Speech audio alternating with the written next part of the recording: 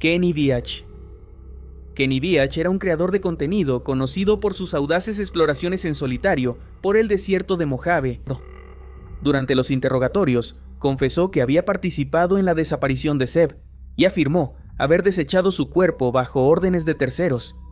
Sin embargo, esta versión no pudo ser confirmada, pues nunca se hallaron restos que confirmaran su testimonio, y el caso sigue sin cerrarse. El misterio de Seb Quinn sigue siendo una herida abierta para su familia y un caso sin resolver que continúa desconcertando a las autoridades y al público en general. Alfred Beilhartz. El 2 de julio de 1938, Alfred Edwin Beilhartz, un niño de 4 años, desapareció en el Parque Nacional de las Montañas Rocosas en Colorado, Estados Unidos. Alfred era el menor de 10 hermanos en la familia Beilhartz, quienes habían decidido pasar el fin de semana del Día de la Independencia acampando en el Parque Nacional de las Montañas Rocosas, cerca de Estes Park. El 2 de julio, después de una mañana de pesca en el río, la familia regresó al campamento. Durante la caminata de vuelta, Alfred caminaba con sus padres y hermanos a lo largo de un sendero que bordeaba el arroyo Fall River. En un momento dado, Alfred se adelantó con algunos miembros de la familia, pero cuando sus padres llegaron al campamento, se dieron cuenta de que él no estaba allí y que tampoco estaba con los otros niños. Inmediatamente comenzaron a buscarlo en la zona, pero al no encontrar rastro de él, alertaron a los guardabosques del parque. Las autoridades inicialmente sospecharon que Alfred podría haber caído al arroyo y haberse ahogado. Para descartar esta posibilidad, se construyeron diques y se desvió el curso del arroyo para buscar su cuerpo, pero no se encontró ninguna evidencia de que hubiera caído al agua. Posteriormente, se organizó una búsqueda terrestre que involucró a más de 150 voluntarios, incluidos miembros del Cuerpo Civil de Conservación. Se utilizaron perros rastreadores, pero estos perdieron el rastro de Alfred a unos 150 metros del campamento, lo que sugería que podría haber sido llevado en un vehículo. La búsqueda se prolongó durante 10 días, pero no se encontraron pistas concluyentes sobre su paradero. Durante la búsqueda, una pareja de excursionistas informó haber visto a un niño en una formación rocosa conocida como Devil's Nest en el monte Chapin, a unos 10 kilómetros del lugar de la desaparición. Según su testimonio, el niño estaba sentado en el borde de la elevación y fue abruptamente jalado hacia atrás por alguien que no pudieron ver claramente. Las autoridades enviaron escaladores para investigar el área, pero no encontraron evidencia que confirmara este avistamiento. Semanas después, se reportó que un niño similar a Alfred fue visto caminando por una carretera en Nebraska en compañía de un hombre. Sin embargo, esta pista tampoco condujo a resultados concretos. 5 meses después de la desaparición, los padres de Alfred recibieron una nota de rescate exigiendo $500 por el regreso seguro de su hijo. La policía investigó y determinó que se trataba de una estafa cruel, ya que no había evidencia de que los remitentes tuvieran al niño. A pesar de los esfuerzos exhaustivos de búsqueda y las numerosas teorías, el destino de Alfred Beilhartz sigue siendo desconocido. Su desaparición es uno de los primeros casos documentados de personas desaparecidas en parques nacionales de Estados Unidos, lo que hoy se conoce popularmente como el fenómeno Missing 411. Brianna Maitland. Brianna Maitland era una joven independiente y trabajadora que recientemente había dejado la escuela secundaria y planeaba completar sus estudios en un programa alternativo. Vivía con amigos y trabajaba en el restaurante Black Lantern Inn, ubicado en Montgomery, Vermont. Aunque tenía una relación cercana con su familia, se encontraba en un momento de transición, buscando establecer su independencia. El 19 de marzo, Brianna terminó su turno en el Black Lantern Inn alrededor de las 11:20 de la noche. Según sus compañeros de trabajo, parecía estar de buen humor y no mostró señales de preocupación o estrés.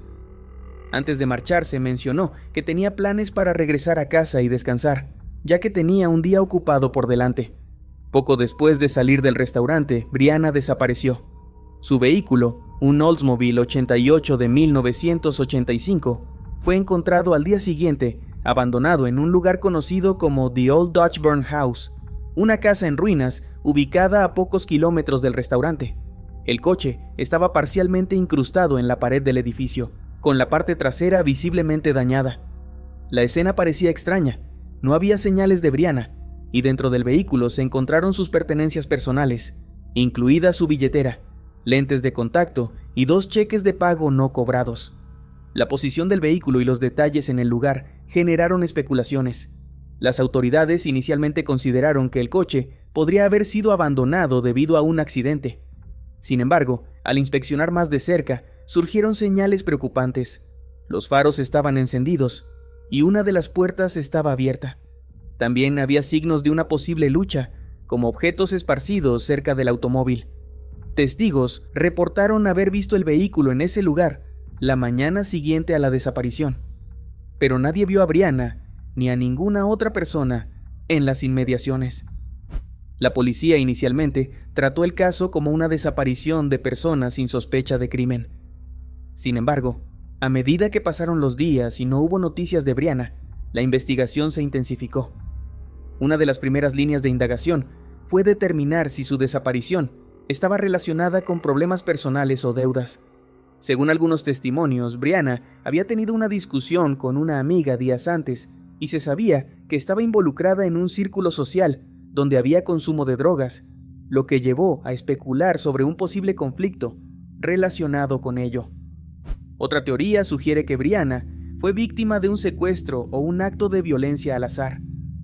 Las autoridades exploraron múltiples pistas, incluyendo avistamientos reportados de la joven en otras áreas, pero ninguno de ellos fue confirmado. En 2006, se reveló que rastros de ADN fueron recuperados del coche, pero no se encontraron coincidencias en las bases de datos criminales. El caso de Brianna Maitland ha sido comparado con la desaparición de Maura Murray, otra joven que desapareció en circunstancias similares en New Hampshire el mismo año. Sin embargo, no se ha encontrado evidencia que conecte ambos casos. En 2022, la policía anunció que estaban revisando nuevamente las pruebas de ADN con tecnología moderna, lo que renovó las esperanzas de obtener respuestas. Sin embargo, hasta ahora no ha habido avances significativos. La familia de Brianna sigue buscando respuestas y el caso continúa atrayendo la atención de investigadores y del público, quienes esperan que nuevas tecnologías o testimonios puedan finalmente resolver este desconcertante misterio. Percy Fawcett. En 1925, Percy Harrison Fawcett, un célebre explorador británico, cartógrafo y arqueólogo, emprendió una expedición hacia el corazón de la selva amazónica en busca de lo que él llamó la Ciudad Z. Una civilización perdida que, según creía, contenía vestigios de una avanzada cultura antigua. Acompañado por su hijo Jack y un amigo cercano, Raleigh Grimmel, Fawcett confiaba en que su experiencia y conocimientos le permitirían desentrañar los secretos de la región. La obsesión de Fawcett con la Ciudad Z nació de antiguos relatos coloniales y fragmentos de textos históricos, así como de una misteriosa cerámica descubierta en la región. Estaba convencido de que la selva escondía una ciudad próspera, con estructuras monumentales que probarían la existencia de una civilización avanzada en Sudamérica antes de la llegada de los europeos. Sin embargo, las expediciones previas que lideró ya habían demostrado ser peligrosas, enfrentándose a enfermedades, insectos, animales salvajes y la hostilidad de algunas tribus locales. El 20 de abril de 1925, Fawcett partió de Cuiabá, Brasil, hacia el interior de la selva. Durante semanas, enviaron cartas a través de mensajeros, detallando su progreso. En una de sus últimas comunicaciones, escrita desde un lugar llamado Campamento Caballo Muerto, Fawcett se mostraba optimista y seguro de su éxito. Después de ese mensaje, él y su grupo desaparecieron sin dejar rastro. La falta de noticias generó una ola de especulaciones y expediciones de rescate, muchas de las cuales resultaron fatales. Las teorías sobre el destino de Fawcett son tan numerosas como intrigantes. Algunos creen que murió en manos de tribus locales, como los Kayapó o los Kalapalos, mientras que otros sugieren que el grupo sucumbió a las enfermedades, el hambre o los peligros de la selva. Una hipótesis más romántica sugiere que Fawcett encontró la Ciudad Z y decidió quedarse, viviendo entre sus habitantes o perdiéndose en su descubrimiento. Décadas después, huesos y objetos atribuidos a Fawcett han sido encontrados, pero los análisis nunca han sido concluyentes. Su desaparición se ha convertido en una leyenda que combina aventura, misterio y obsesión, inspirando libros, películas y exploraciones modernas. A pesar de los avances tecnológicos, la respuesta a este misterio sigue enterrada en las profundidades de la selva, esperando ser descubierta. Emanuela Orlandi. El 22 de junio de 1983, Emanuela Orlandi, una joven de 15 años, hija de un funcionario del Vaticano, desapareció en circunstancias que hasta hoy siguen envueltas en misterio. Emanuela había salido de su casa en la Ciudad del Vaticano para asistir a sus clases de música en Roma, pero nunca regresó. Su desaparición no solo conmocionó a Italia, sino que también levantó un velo de sospecha sobre el Vaticano, atrayendo la atención de la prensa internacional. Horas antes de su desaparición, Emanuela llamó a su hermana para contarle que había recibido una oferta de trabajo promocionando productos de cosmética. Esa fue la última comunicación que tuvo con su familia. Días después, una serie de llamadas anónimas dieron pistas que parecían relacionar el caso con organizaciones criminales y políticas. Entre las teorías más sonadas se encuentra la supuesta implicación de la banda criminal Magliana, que podría haber secuestrado a Emanuela para presionar al Vaticano en relación con deudas financieras. Otros creen que el caso está relacionado con encubrimientos dentro del propio Vaticano o con grupos extremistas que buscaban la liberación de Mehmet Ali Agca, el hombre que atentó contra el Papa.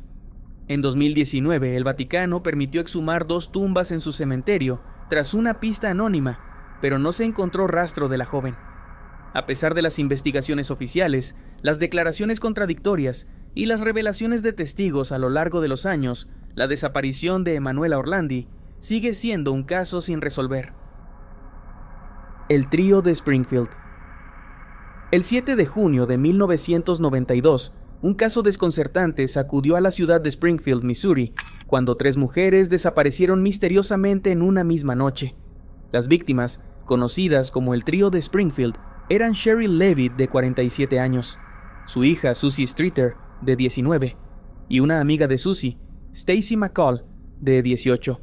La noche del 6 de junio, Susie y Stacy asistieron a varias fiestas de graduación con amigos. Sus planes originales eran dormir en casa de otra amiga, pero a última hora decidieron quedarse en la casa de Cheryl. La mañana del 7 de junio, algunos amigos de las chicas llegaron para encontrarse con ellas y seguir con la celebración. Al llegar notaron que los vehículos de las 3 mujeres estaban estacionados afuera. Dentro de la casa, todo parecía estar en orden. Las pertenencias personales de las 3 estaban allí, incluidos sus bolsos, dinero y llaves. Incluso el perro de la familia, Cinnamon, estaba dentro, notablemente nervioso. Sin embargo, había algunos detalles fuera de lugar. Una lámpara estaba rota, aunque no parecía haber signos de lucha en el resto de la casa. Además, el contestador automático contenía un mensaje sospechoso que un amigo borró accidentalmente mientras revisaba la casa, lo que complicó la investigación. La policía inició una búsqueda intensiva, entrevistando a más de un centenar de personas y revisando posibles pistas, pero el caso rápidamente se enfrió debido a la falta de evidencia tangible. Entre las teorías iniciales se manejó la posibilidad de que las mujeres hubieran sido secuestradas por alguien que conocían, ya que no había señales de entrada forzada. Otra hipótesis planteó que el caso pudo estar relacionado con un intento de secuestro fallido que terminó en asesinato. Un sospechoso clave en el caso fue Robert Craig Cox, un convicto con un historial de secuestro y asesinato. Cox afirmó saber lo que le sucedió a las 3 mujeres, pero nunca proporcionó información que pudiera ser verificada. Hasta la fecha, ninguna evidencia sólida lo ha conectado directamente con la desaparición. En años recientes, han surgido nuevas teorías y supuestas pistas. En 1997, un hombre reportó haber escuchado a otros prisioneros jactarse de haber matado a las mujeres y enterrado sus cuerpos bajo el estacionamiento de un hospital local. Sin embargo, las autoridades no pudieron confirmar esta declaración, y los cuerpos nunca fueron encontrados. En 2019, nuevas declaraciones sobre una posible ubicación de los restos generaron interés renovado, pero las búsquedas no dieron resultados.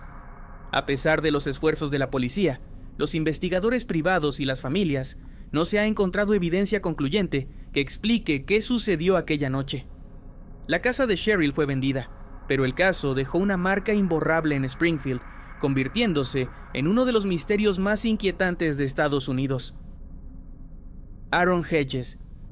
En septiembre de 2014, Aaron Joseph Hedges, un cazador experimentado de 38 años, desapareció en las montañas Crazy de Montana, Estados Unidos. Aaron era originario de Bozeman, Montana. Era un cazador de arco con amplia experiencia en terrenos montañosos. El 5 de septiembre de 2014, junto con dos amigos, Greg Leitner y Joe Depew, emprendió una expedición de caza en las montañas Crazy, una cadena montañosa conocida por su terreno escarpado y condiciones climáticas impredecibles. El plan era cazar alces durante una semana, estableciendo un campamento base en la zona de Campfire Lake. El 7 de septiembre, Aaron decidió dirigirse a un campamento de suministros previamente establecido en la zona de Sunlight Lake para recoger provisiones adicionales. Aunque el trayecto era familiar para él, Aaron no regresó al campamento base esa noche. Sus compañeros asumieron que había decidido pasar la noche en el campamento de suministros debido a la distancia y el terreno difícil. Sin embargo, al día siguiente, al no tener noticias de él, comenzaron a preocuparse y notificaron a las autoridades. Las operaciones de búsqueda y rescate se iniciaron de inmediato, involucrando a equipos especializados, perros rastreadores y helicópteros.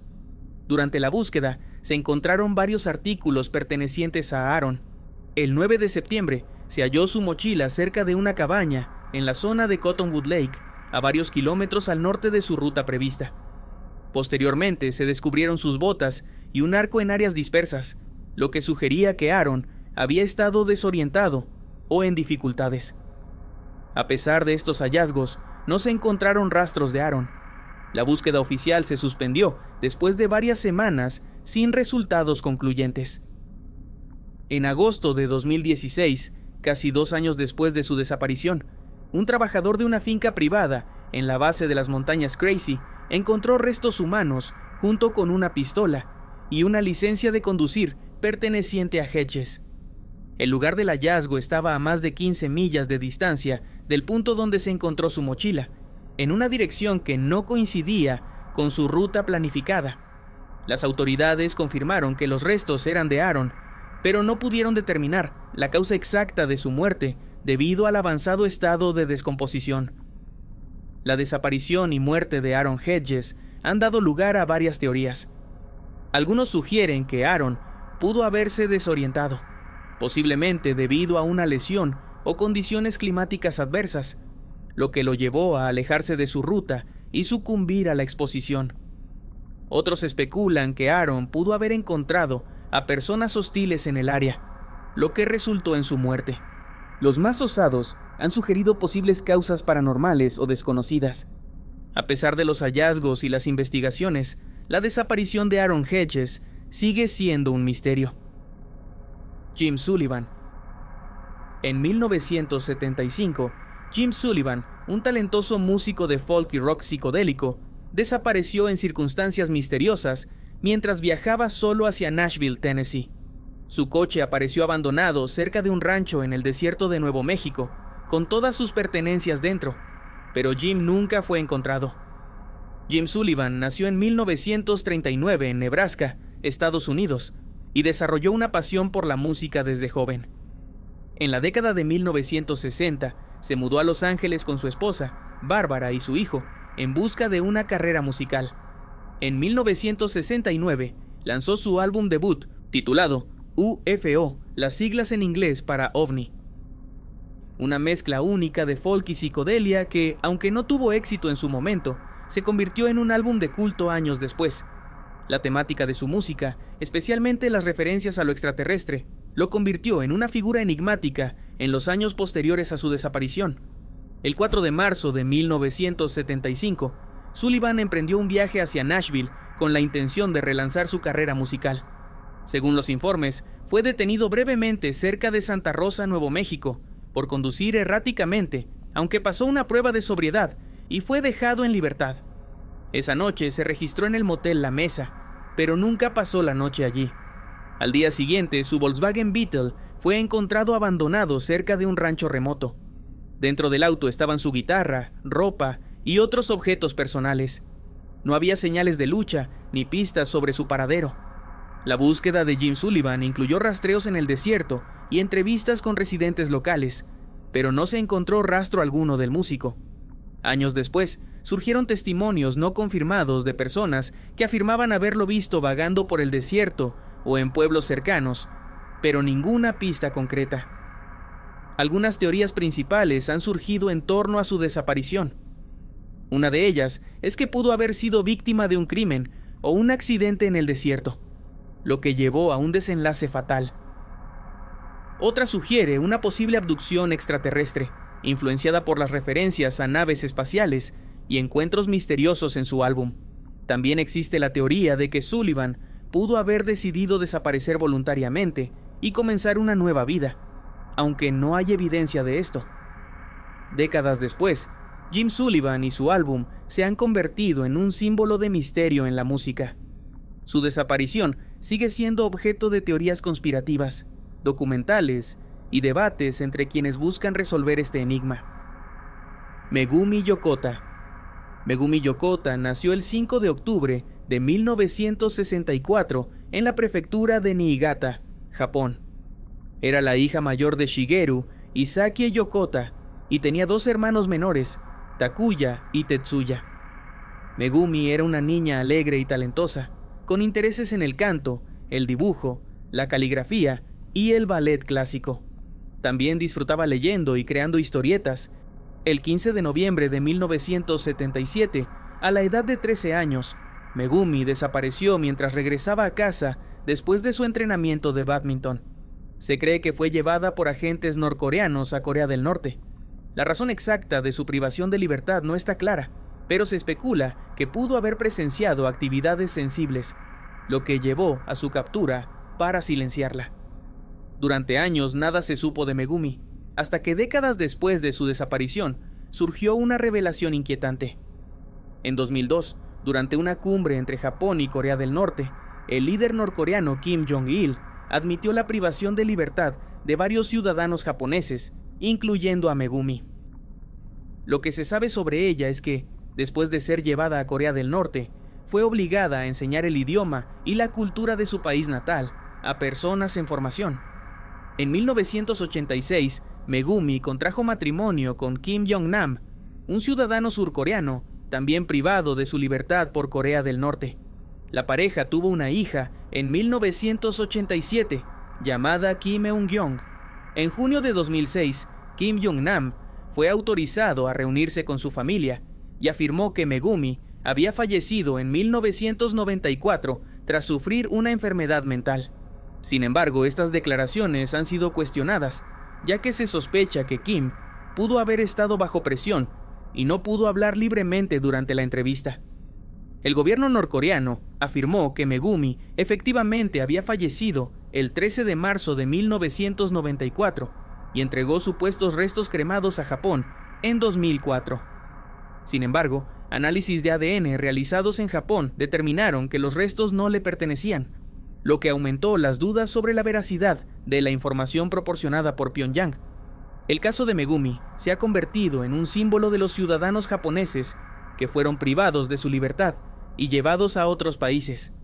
Sus padres, Shigeru y Sakie Yokota, lideraron una campaña incansable para su regreso y el de otras víctimas. Su padre, Shigeru, falleció en 2020 sin haber podido reunirse con su hija. La historia de Megumi ha sido objeto de documentales, películas y libros, manteniendo viva la esperanza de su retorno y buscando justicia para todos los afectados por estos incidentes. Jimmy Hoffa.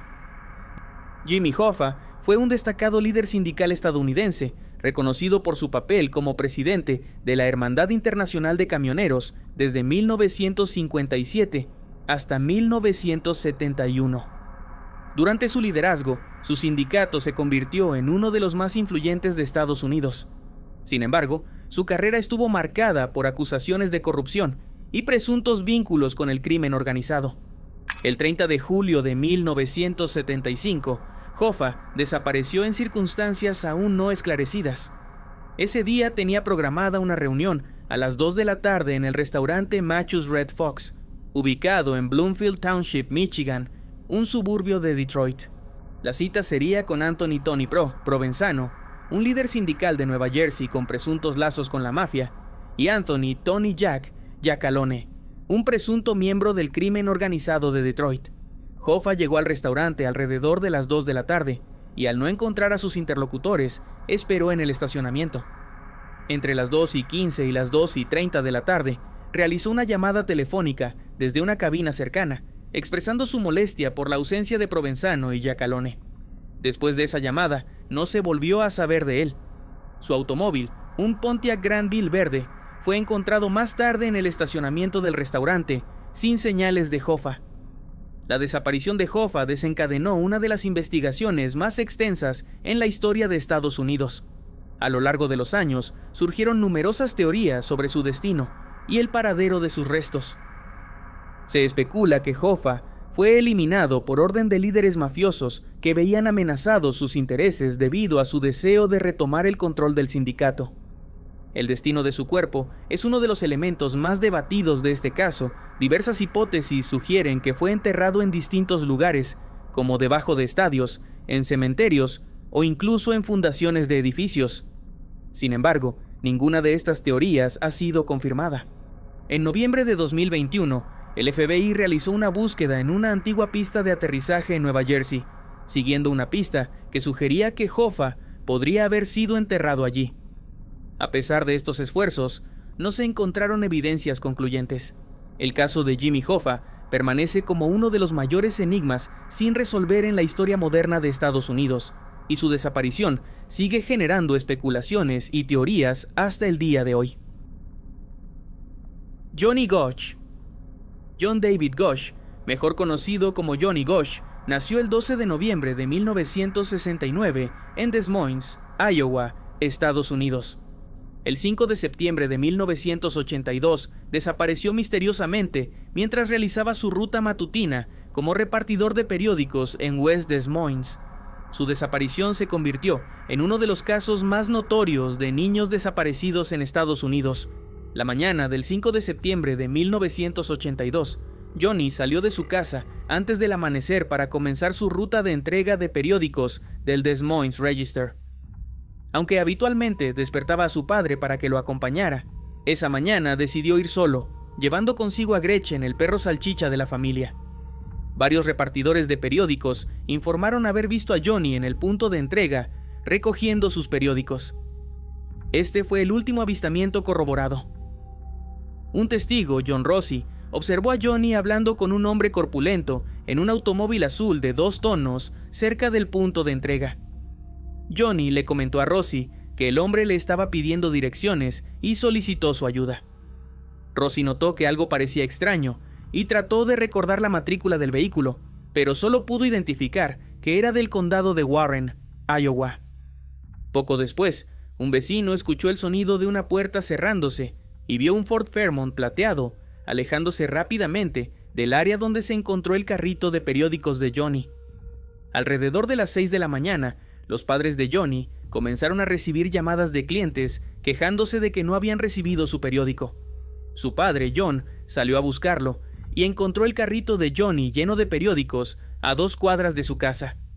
Inmediatamente contactaron al departamento de policía de West Des Moines para reportar su desaparición. Noreen Gosch, la madre de Johnny, criticó la respuesta inicial de las autoridades, señalando que en ese momento existía una política que requería esperar 72 horas antes de considerar a una persona como desaparecida. Según ella, la policía tardó 45 minutos en llegar para tomar el informe. Inicialmente, la policía consideró la posibilidad de que Johnny se hubiera fugado, pero posteriormente cambiaron su postura y sugirieron que había sido secuestrado, aunque no pudieron establecer un motivo claro. A pesar de una extensa investigación, se encontraron pocas pruebas y no se arrestó a ningún sospechoso en relación con el caso. Meses después de la desaparición, Noreen Gosch afirmó que su hijo fue visto en Tulsa, Oklahoma, cuando un niño gritó pidiendo ayuda antes de ser arrastrado por 2 hombres. El 12 de agosto de 1984, Eugene Martin, otro repartidor de periódicos de Des Moines, desapareció en circunstancias similares mientras entregaba periódicos en el lado sur de la ciudad. Las autoridades no pudieron demostrar una conexión entre los dos casos, aunque Noreen Gosch afirmó haber sido informada previamente de que otro secuestro ocurriría en la zona. En 1989, Paul A. Bonacci, de 21 años, afirmó haber sido secuestrado en una red de explotación infantil junto con Johnny y alegó haber participado en su secuestro. Noreen Gosch se reunió con Bonacci y creyó en su testimonio, ya que proporcionó detalles que coincidían con información no divulgada públicamente sobre Johnny. Sin embargo, las autoridades consideraron a Bonacci un testigo no confiable y no lo entrevistaron formalmente.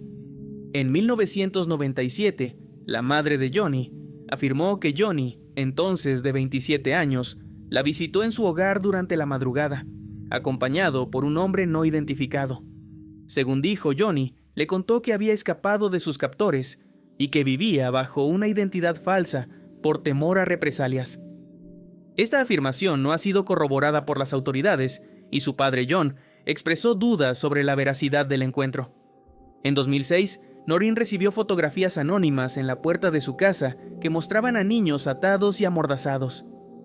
Ella identificó a uno de los niños como Johnny, aunque las autoridades determinaron que algunas de las imágenes correspondían a un caso en Florida y no estaban relacionadas con su hijo. El caso de Johnny Gosch atrajo la atención nacional y llevó a su madre, Noreen, a convertirse en una activista por los derechos de los niños desaparecidos.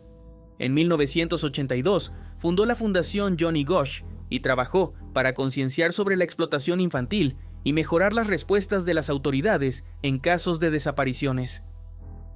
En 1984 testificó ante el Senado de Estados Unidos y contribuyó a la creación del Centro Nacional para Menores Desaparecidos y Explotados.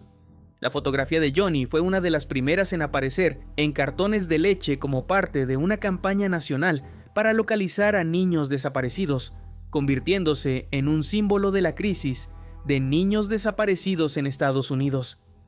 Hasta el día de hoy, su verdadero paradero se desconoce. Juan Pedro Martínez, el niño de Somosierra.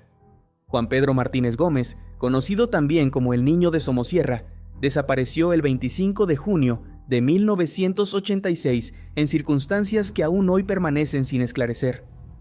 Andrés Martínez Navarro, padre de Juan Pedro, era conductor profesional y recibió el encargo de transportar una cisterna con más de 20,000 litros de ácido sulfúrico desde Los Cánovas, en Murcia, hasta Bilbao. Como recompensa por las buenas calificaciones de su hijo, Andrés y su esposa, Carmen Gómez Legaz, decidieron llevar a Juan Pedro, de 10 años, en el viaje, con la intención de visitar juntos el País Vasco después de completar la entrega. El 24 de junio de 1986, la familia Martínez Gómez emprendió su viaje hacia Bilbao. Durante el trayecto, realizaron varias paradas. Primero, en Venta del Olivo, Murcia, hicieron una breve pausa para descansar. Más adelante, en Las Pedroñeras, Cuenca, estacionaron el camión en una vía de servicio, donde fueron observados descansando en la cabina. Finalmente, en el mesón El Maño de Cabanillas de la Sierra, Madrid, realizaron su última parada registrada para desayunar. El camarero que los atendió recordó que Juan Pedro vestía completamente de rojo. Tras reanudar el viaje, el camión comenzó el ascenso al puerto de Somosierra. El tacógrafo del vehículo registró 12 paradas breves de entre 10 y 15 segundos durante la subida, cuya causa sigue siendo desconocida. Al iniciar el descenso, el camión alcanzó una velocidad de aproximadamente 140 km por hora, muy superior a la recomendada para una vía de montaña. En una curva cerrada, el vehículo volcó y se estrelló, acabando instantáneamente con la vida de Andrés y Carmen. Por si esto fuera poco, el ácido sulfúrico que transportaban se derramó, complicando las labores de rescate. A pesar de que se esperaba encontrar el cuerpo de Juan Pedro entre los restos del accidente, nunca se halló rastro de él. Solo se encontraron algunas prendas infantiles en la cabina. La ausencia del niño desató diversas teorías y especulaciones sobre su paradero. Una hipótesis sugiere que el cuerpo de Juan Pedro pudo haberse disuelto completamente debido al derrame del ácido sulfúrico. Sin embargo, expertos indican que, aunque el ácido es altamente corrosivo, es poco probable que haya desintegrado un cuerpo humano sin dejar rastro en el corto tiempo transcurrido. Otra teoría plantea que Juan Pedro fue sacado del camión antes del accidente y posteriormente secuestrado. Testigos mencionaron la presencia de una furgoneta blanca en el lugar del siniestro, de la cual descendieron un hombre y una mujer que afirmaron ser enfermeros. Sin embargo, esta información no ha sido confirmada oficialmente. Durante la investigación, se encontraron trazas de heroína en los restos del camión, lo que llevó a especulaciones sobre una posible relación del accidente con el tráfico de sustancias ilícitas. Se ha sugerido que Juan Pedro pudo haber sido utilizado como garantía en una operación, aunque no existen pruebas concluyentes al respecto. A pesar de los esfuerzos de las autoridades y la familia, el paradero de Juan Pedro Martínez Gómez sigue siendo desconocido. El caso ha sido catalogado por la Interpol como una de las desapariciones más extrañas de Europa en las últimas décadas del siglo XX. Tiffany Sessions. Tiffany Louise Sessions era una estudiante de negocios en la Universidad de Florida en Gainesville. El 9 de febrero de 1989, a la edad de 20 años, desapareció sin dejar rastro, convirtiéndose en el centro de una de las búsquedas más extensas en la historia de Florida. La tarde del 9 de febrero, Tiffany informó a su compañera de apartamento que saldría a caminar sola. Entre las 4 y 5 de la tarde, dejó su billetera, identificación y llaves. Al momento de su desaparición, vestía una sudadera blanca de manga larga con rayas grises horizontales y la palabra Aspen impresa en el cuello, pantalones deportivos rojos, zapatillas deportivas y portaba un reloj Rolex bicolor plateado y dorado, además de un reproductor Sony Walkman negro. Tras 5 horas sin noticias de su amiga, su compañera de cuarto contactó a la madre de Tiffany para informarle de su ausencia. La policía inicialmente no consideró la desaparición como un crimen, ya que no se encontraron signos de lucha ni evidencia de que Tiffany hubiera salido del estacionamiento de su complejo residencial. Algunos testigos mencionaron haber visto a una mujer con características similares conversando con individuos dentro de un vehículo, aunque no se pudo confirmar si se trataba de Tiffany ni si ella ingresó al automóvil. Michael Christopher Knickerbocker fue considerado sospechoso en el caso. Mientras cumplía 5 cadenas perpetuas consecutivas, supuestamente confesó a otros reclusos haber acabado con la vida de Tiffany, afirmando que la encadenó a un árbol y arrojó su cuerpo al río Caloosahatchee, cerca de Fort Myers. Sin embargo, dado que Knickerbocker no residía en Gainesville en el momento de la desaparición, su implicación fue cuestionada.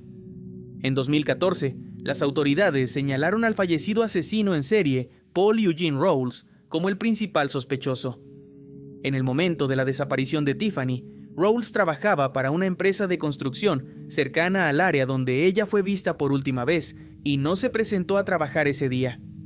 Tras su muerte en 2013, se descubrió en su posesión una libreta con información sobre sus víctimas, incluyendo una anotación que decía: símbolo de gato, 2 diagonal 9, diagonal 89, símbolo de gato, 2. Los investigadores interpretaron esta anotación como una posible alusión a Tiffany, quien desapareció el 9 de febrero de 1989. La desaparición de Tiffany desencadenó una de las operaciones de búsqueda más grandes en la historia de Florida. Su familia ofreció una recompensa de $25,000 por información relevante y colaboró estrechamente con el departamento del sheriff del condado de Alachua y el departamento de aplicación de la ley de Florida. En 2013, el detective Kevin Allen priorizó el caso de Tiffany como su principal investigación. Su madre, Hilary Sessions, escribió el libro Where's My Tiffany, narrando su experiencia y la transformación personal tras la desaparición de su hija. A pesar de los esfuerzos continuos y las pistas investigadas, el paradero de Tiffany Sessions sigue siendo desconocido y su caso permanece abierto. La familia Hill. La desaparición de la familia Hill ocurrió el 13 de enero de 2002 en la provincia de Entre Ríos, Argentina. Los 6 miembros de la familia desaparecieron sin dejar rastro, y su paradero sigue siendo desconocido hasta la fecha. La familia estaba compuesta por el padre, Rubén Mencho Hill, de 56 años, la madre, Margarita Norma Gallegos, de 26, y sus 4 hijos, María Ofelia Gil, de 12 años, Osvaldo José Gil, de 9, Sofía Margarita Gil, de 6, y Carlos Daniel Gil, de 4. La familia residía en la estancia La Candelaria, una propiedad de aproximadamente 500 hectáreas ubicada en Crucecita Séptima, a 50 kilómetros de Paraná, la capital provincial. Rubén y Margarita trabajaban como caseros y realizaban diversas labores rurales en la estancia, propiedad de Alfonso Goethe. La noche del 12 de enero de 2002, asistieron al velatorio de un amigo en la localidad cercana de Viale.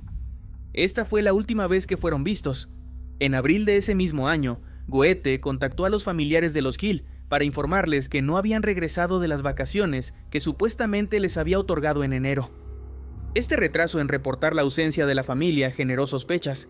Además, se descubrió que el teléfono celular de Rubén realizó llamadas el 13 de enero a una mujer no identificada en Rosario, y el dispositivo permaneció activo hasta abril de 2003, 15 meses después de la desaparición. Y si no fuera suficiente enigma, un vecino afirmó haber visto a Rubén montando a caballo el 14 de enero, 2 días después de su desaparición. Se especuló sobre posibles disputas entre Rubén Gil y Alfonso Goethe relacionadas con deudas o maltratos laborales. Algunos testimonios indican que la relación entre ellos no era buena. Sin embargo, no se encontraron pruebas concluyentes que vincularan a Goethe con la desaparición. Una teoría sugiere que la familia pudo haber sido testigo de actividades ilegales en la estancia, lo que habría motivado su desaparición forzada. Otra teoría popular, aunque menos probable, es que la familia hubiera decidido abandonar la región en busca de mejores oportunidades laborales. Sin embargo, dejaron atrás todas sus pertenencias, incluyendo documentos y dinero, lo que hace poco plausible esta hipótesis. A lo largo de los años, se han realizado múltiples operativos de búsqueda en la estancia La Candelaria y áreas circundantes. En 2008, se encontraron manchas de sangre humana en la propiedad, pero las pruebas de ADN no coincidieron con las de la familia Gil. En 2018, se llevaron a cabo nuevas excavaciones siguiendo el testimonio de un contratista rural que afirmó haber visto a Rubén cavando pozos días antes de su desaparición. No obstante, estos esfuerzos no arrojaron resultados concluyentes. Alfonso Goethe, el principal sospechoso, falleció en un accidente automovilístico el 16 de junio de 2016. Su muerte reavivó el interés en el caso, pero hasta el momento no se han obtenido avances significativos. En 2022, la justicia reactivó la búsqueda de la familia, realizando nuevas excavaciones en la estancia con la colaboración del equipo argentino de antropología forense. A más de 2 décadas de la desaparición, el caso de la familia Gil permanece sin resolver.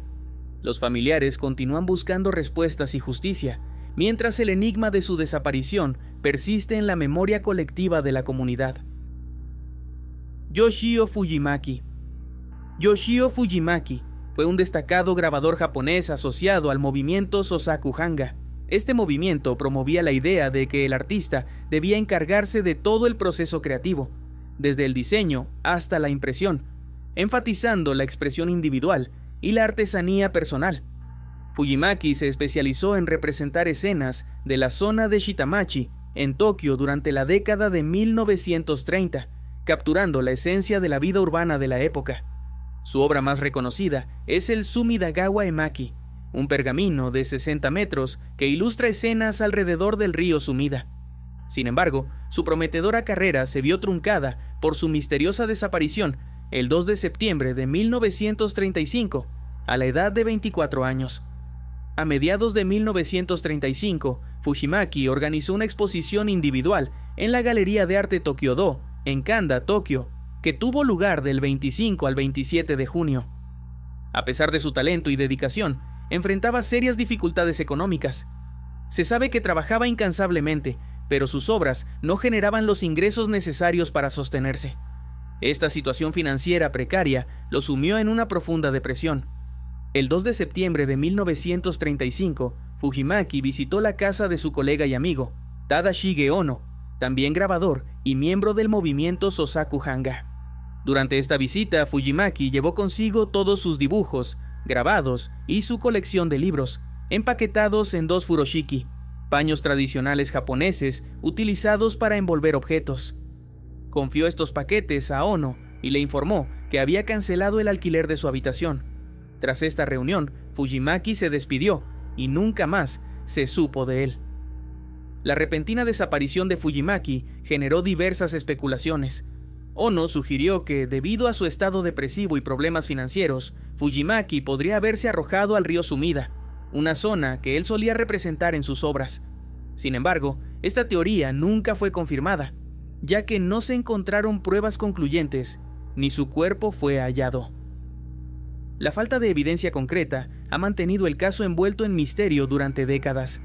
Tras su desaparición, la figura de Fujimaki cayó en el olvido, hasta que, en 1978, una exposición revitalizó el interés en su obra. Desde entonces, sus trabajos han sido objeto de múltiples exhibiciones. Actualmente, 56 de sus obras forman parte de la colección permanente del Museo Nacional de Arte Moderno de Tokio, y el Instituto de Arte de Chicago también posee una de sus impresiones. La vida y desaparición de Yoshio Fujimaki continúan siendo uno de los enigmas más intrigantes en la historia del arte japonés del siglo XX. Las hermanas Millbrook. Danette Latonia Millbrook y Janet Latrice Millbrook son 2 hermanas gemelas nacidas el 2 de abril de 1974 en Augusta, Georgia. El 18 de marzo de 1990, a la edad de 15 años, ambas desaparecieron.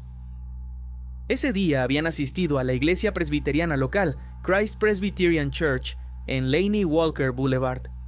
Al regresar, informaron a su madre, Mary Louise Sturgis, que un hombre en una furgoneta las había seguido durante parte del trayecto.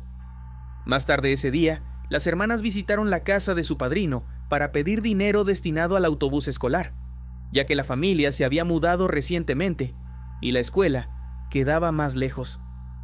Después de recibir $20 para el pasaje y algo extra para refrigerios, se dirigieron a la casa de su prima y luego a la de su hermana mayor, solicitando en ambas ocasiones que las acompañaran de regreso a casa. Sin embargo, debido a diversas circunstancias, ninguna pudo hacerlo. Posteriormente, las gemelas fueron a una gasolinera local, donde compraron bocadillos y refrescos.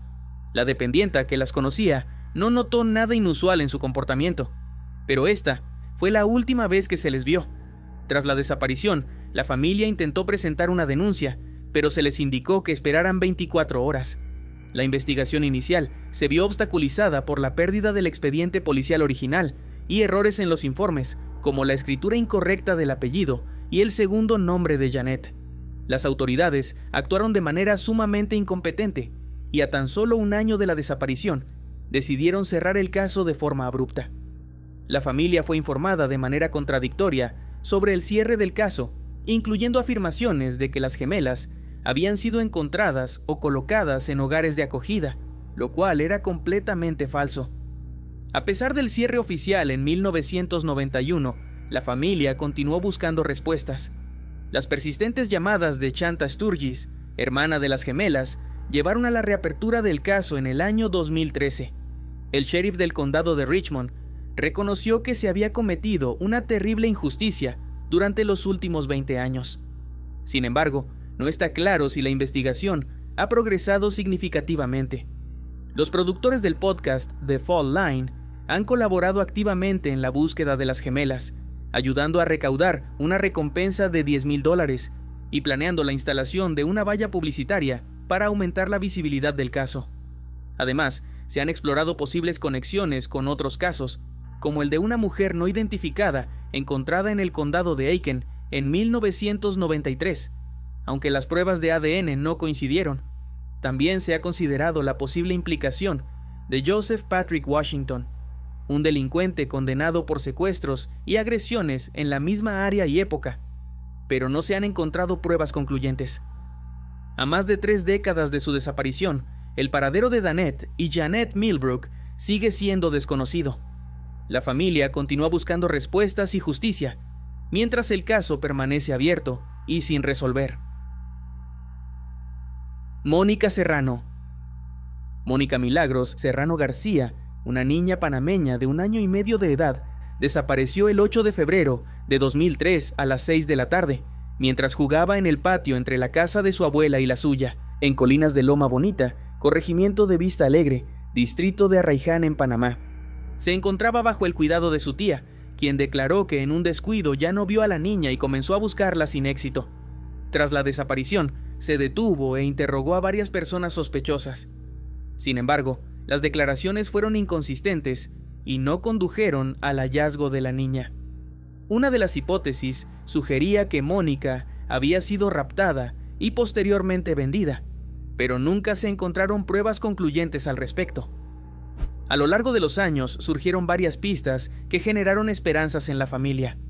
En 2009 se identificó a una niña en Ecuador con características similares a Mónica, pero las pruebas de ADN descartaron que se tratara de ella. En 2020, otra joven, Grifina López, criada en la región Guna de Huargandí, fue sometida a pruebas genéticas debido a su parecido físico con Mónica, pero los resultados también fueron negativos. El padre de Mónica, Castor Serrano, falleció en 2023 sin conocer el paradero de su hija. Su madre, Mónica García, continúa buscando respuestas y ha criticado la falta de interés y apoyo por parte de las autoridades en la investigación.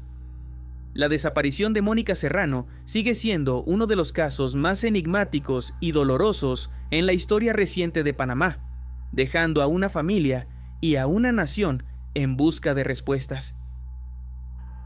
Ronald Tamen. Ronald Henry Tamen Jr. nació el 23 de julio de 1933 en Maple Heights, Ohio, siendo el segundo de 5 hermanos. En 1953, cursaba su segundo año en la Universidad de Miami en Oxford, Ohio, donde se destacaba como estudiante y atleta. Formaba parte del equipo universitario de lucha libre, actuaba como asesor en la residencia estudiantil Fisher Hall y tocaba el contrabajo en una banda musical. La noche del 19 de abril de 1953, alrededor de las 8 de la noche, Tamen solicitó sábanas limpias al encargado de Fisher Hall, luego de descubrir que alguien había colocado un pez muerto en su cama como broma. Regresó a su habitación para estudiar, siendo esta la última vez que se le vio. Aproximadamente a las 10:30 de la noche, su compañero de cuarto encontró la habitación iluminada, con la radio encendida, el abrigo de Tamen colgado, a pesar de la noche nevada, su billetera, llaves de su automóvil y un libro de psicología abierto sobre el escritorio. Sin embargo, no había rastro de Ronald. Tras reportarse su desaparición, una mujer de un pueblo cercano afirmó que en la madrugada del 20 de abril, un joven que coincidía con la descripción de Tamen tocó a su puerta solicitando indicaciones para llegar a la parada de autobús. Según su testimonio, el joven parecía desorientado y tenía una mancha de suciedad en el rostro. A lo largo de los años, se reportaron otros posibles avistamientos, pero ninguno fue confirmado. En 1978, durante la demolición de Fisher Hall, el lugar de su desaparición, se inspeccionaron los escombros, pero no se encontraron pistas adicionales. En 2009, detectives exploraron la posibilidad de que un cuerpo no identificado hallado en Georgia en 1953 pudiera ser el de Tamen, debido a similitudes en altura y peso. Se realizaron pruebas de ADN comparando muestras de la hermana de Tamen y del cuerpo en cuestión, pero los resultados no coincidieron. No obstante, esta iniciativa permitió registrar el ADN de Tamen en bases de datos para futuras comparaciones. Este caso ha generado diversas teorías, desde la posibilidad de un asesinato hasta la sugerencia de que pudo haberse marchado voluntariamente y asumido una nueva identidad. Algunos estudiantes de la Universidad de Miami lo han apodado el fantasma de Oxford, debido al misterio que rodea su desaparición. Jennifer Wenger, exalumna de la universidad, ha investigado el caso desde 2010 y trabaja en un libro al respecto, manteniendo un blog dedicado a su búsqueda. A más de 7 décadas de su desaparición, el paradero de Ronald Tamen sigue siendo un enigma, consolidándose como uno de los casos más intrigantes en la historia de personas desaparecidas en los Estados Unidos. Jacobo Greenberg. La desaparición de Jacobo Greenberg es uno de los enigmas más intrigantes de la ciencia mexicana. Este neurofisiólogo y psicólogo, conocido por su teoría sintérgica, desapareció sin dejar rastro el 8 de diciembre de 1994. Greenberg exploraba la intersección entre la ciencia y el chamanismo, estudiando fenómenos como la telepatía y la percepción extrasensorial. Su trabajo con la curandera Pachita influyó profundamente en sus investigaciones, llevándolo a proponer que la conciencia humana interactúa con un campo energético universal, al que llamó la latis, que da forma a nuestra percepción de la realidad. Esta teoría desafiaba los límites de la ciencia convencional y lo colocaba en una posición única entre científicos y místicos. El día de su desaparición, Greenberg tenía una reunión programada con el rector de la UNAM, pero nunca llegó. Su familia, acostumbrada a sus viajes espontáneos, no sospechó inicialmente. Sin embargo, al no presentarse a su fiesta de cumpleaños el 12 de diciembre, comenzaron las preocupaciones. La investigación oficial no arrojó resultados concluyentes y su caso sigue sin resolverse. Las teorías sobre su desaparición son diversas, desde una supuesta intervención de agencias como la CIA, debido a sus investigaciones sobre la conciencia, hasta la posibilidad de un autoexilio voluntario o incluso una abducción extraterrestre. Estas especulaciones han sido alimentadas por documentales y artículos que exploran su vida y legado. A pesar de su desaparición, el trabajo de Greenberg ha resurgido en los últimos años. Su hija, Stusha Greenberg, ha liderado la reedición de sus libros, y su historia ha sido objeto de documentales que buscan arrojar luz sobre su vida y misteriosa desaparición.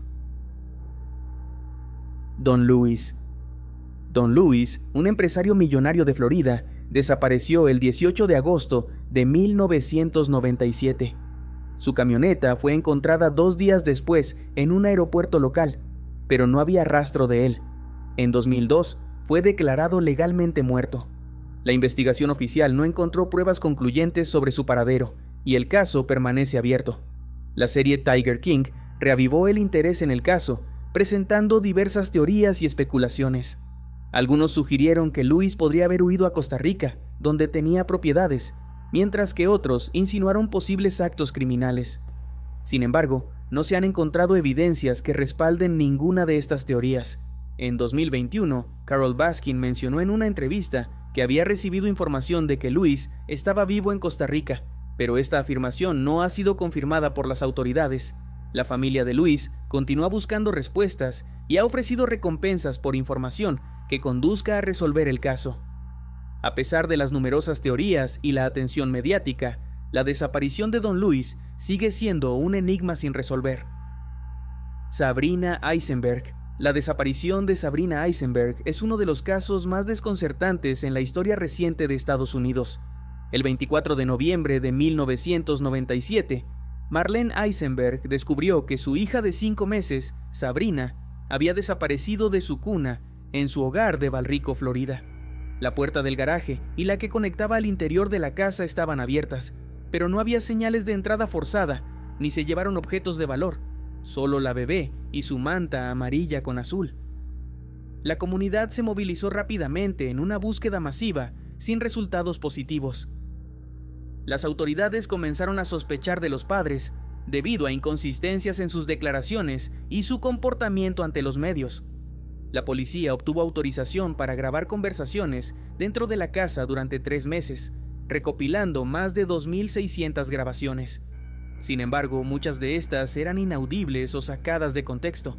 En 1999, los Eisenberg fueron acusados de hacer declaraciones falsas, pero en 2001, los cargos fueron retirados, y un juez federal criticó duramente la conducta de la fiscalía, ordenando al gobierno pagar $2.900.000 en honorarios legales bajo la enmienda Hyde. A pesar del tiempo transcurrido, el caso sigue sin resolverse. Los Eisenberg se mudaron a Maryland en 1999 y mantienen la esperanza de que Sabrina esté viva.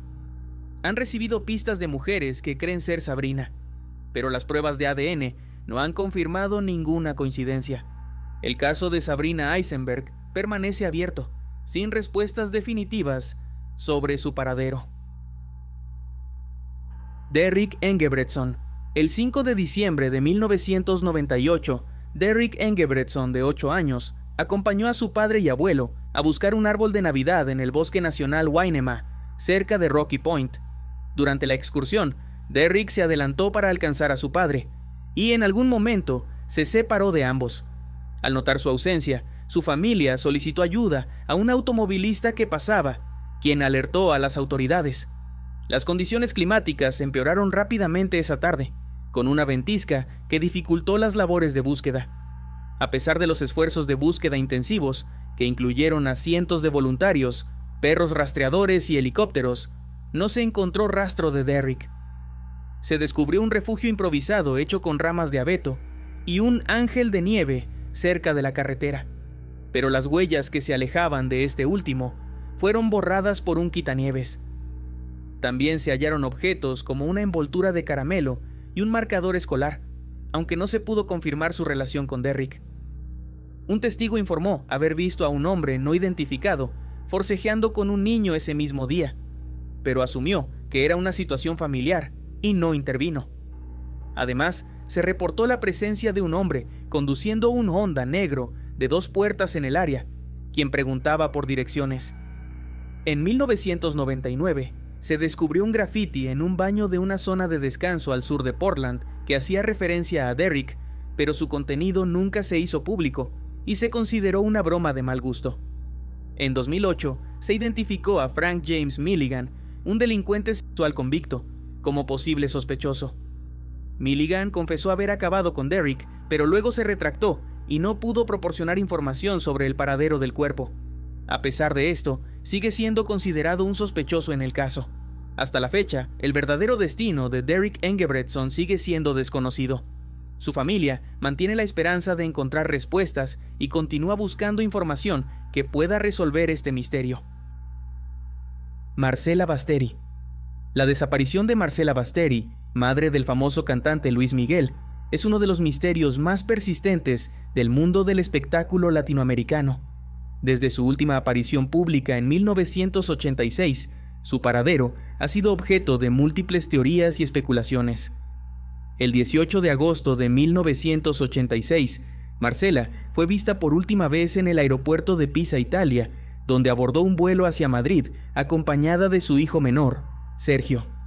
Según su tía, Adua Basteri, Marcela expresó temor por ese viaje, ya que se reuniría con su exesposo, Luisito Rey, para discutir asuntos legales relacionados con sus hijos. Adua recuerda que Marcela mencionó que Luisito le había pedido firmar documentos sobre propiedades y permisos antes de desaparecer. A principios de septiembre de 1986, Marcela realizó una llamada telefónica desde Madrid a su tía, informándole que estaba con sus hijos Alejandro y Sergio en la casa familiar y que planeaba viajar a Chile para encontrarse con Luis Miguel. Durante esa conversación, Adua escuchó la voz de Luisito Rey de fondo, pidiendo a su hijo Alejandro que le llevara una maleta. Desde entonces, no se ha tenido información confirmada sobre su ubicación. Las teorías sobre su desaparición son diversas. La más popular es que su exesposo Luisito Rey habría ordenado a alguien acabar con ella, o bien él mismo lo habría hecho para quedarse con los bienes que Luis Miguel había puesto a nombre de su madre. El actor Andrés García afirmó que Luisito le pidió ayuda para deshacerse de ella, lo cual él rechazó. Sin embargo, no existen pruebas concluyentes que respalden esta versión. Desde 2018 ha circulado la hipótesis de que Marcela estaría viva y residiendo en un hospital psiquiátrico en Buenos Aires bajo el nombre de Honorina Montes. Lorena Basteri, prima de Luis Miguel, ha afirmado que visita regularmente a esta mujer y que cree firmemente que se trata de Marcela. Se solicitó una prueba de ADN para confirmar su identidad, pero los resultados no fueron concluyentes. La serie de Netflix Luis Miguel, la serie, abordó este misterio, sugiriendo que Luisito Rey podría haber estado involucrado en la desaparición de Marcela. Sin embargo, la producción dejó el caso abierto, reflejando la falta de información concluyente en la vida real. A pesar de las investigaciones y teorías, el paradero de Marcela Basteri sigue siendo desconocido. Luis Miguel ha mantenido silencio sobre el tema y no se han presentado pruebas definitivas que esclarezcan su destino. Y así terminamos este recorrido por algunas de las desapariciones más extrañas y desconcertantes de las últimas décadas. Nos interesa mucho saber qué piensan ustedes, habitantes. ¿Habían escuchado ya alguno de estos casos? ¿Cuál les pareció más inquietante? Ya saben que siempre los leemos, así que pueden dejar su opinión aquí abajo en los comentarios. Si les gusta este tipo de contenido, nos ayudaría mucho si dejan su like y lo compartan con alguien a quien también le interesen este tipo de temas. También pueden encontrarnos en redes sociales para estar en contacto. A mí me encuentran en todas partes como @Emanuel_Night. Sin más que decir me despido, yo soy Nightcrawler. Nos vemos después.